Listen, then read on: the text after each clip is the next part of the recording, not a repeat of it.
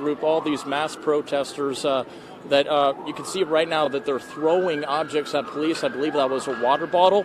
They just tipped over a dumpster. It looks like they might have put some incendiary devices in there to start that fire. You can see police are now moving in, and they're setting off flash grenades to scare the crowd. Just a few minutes ago, you heard Reed say that there was some graffiti. We actually witnessed some mass protesters graffitiing the Coin 6 news car here at the park. So pretty disappointing. You can hear police over the loudspeakers repeatedly say, "This is a riot. Anyone that's still here is subject to arrest and maybe subject to the use of force." That's what they're saying. Really, this is sort of a cat and mouse game right now. We've been following these mass protesters for blocks now. They started at the South Park blocks, made their way towards City Hall, then down over to just about Burnside, and then from there, that's where the fire started on Southwest 4th and Morrison. And, you know, really, I just don't see much end in sight. They just keep on pushing these protesters around, and they keep on running around through the city. You can see them picking up trash cans and newspaper stands and flipping them over in the street. They're blocking traffic. Really a dangerous situation for folks, and very disappointing for folks who came here to have a proper protest, to have a solid march, which, you know, as Reed told you, only took about an hour, and then it was complete chaos. This is the Portland Police Bureau. This area is a restricted access area. This assembly is now considered a riot. All persons must leave Southwest Madison, west of Southwest Broadway. Yeah, that's right. You know, this Antifa group, which is an anti-fascist group, and then there's a couple other fringe groups, as they're known as, that really caused the problems. We were up in the front of the march in the beginning, and really it was truly wonderful. It was what you would want to see out of a march. It was a bunch of families, different organizations, groups, nonprofits, you know, all leading in one cause. But now it's just, it seems like let's destroy Portland is maybe the motto here, because that's what it is. A lot of fires, there's a lot of damage. We're seeing broken windows, we're seeing graffiti. We're seeing graffiti on news cars. You know, this is getting a little out of hand, if I could tell you that, Steve. And it looks like we're having we're seeing, I'm having Eric move ahead here. You can see that construction sign being dragged into the middle of the street here.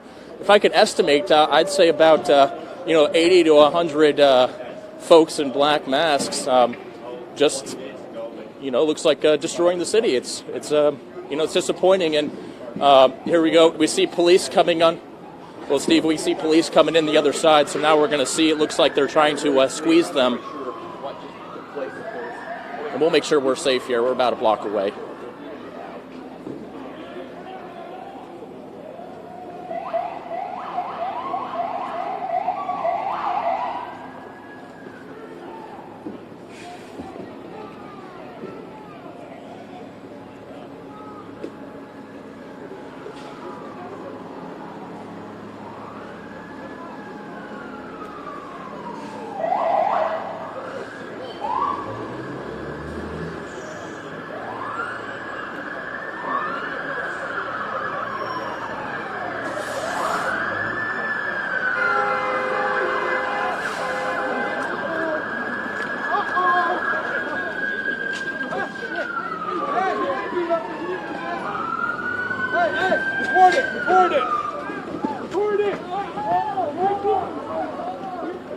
Eric, let's get out. Let's get out. Guess what? You're not breaking the law by walking. You're not breaking the law by walking. You guys see that?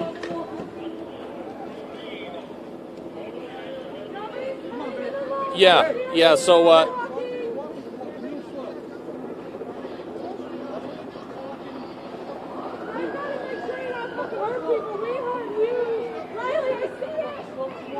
We're right here! We're right here!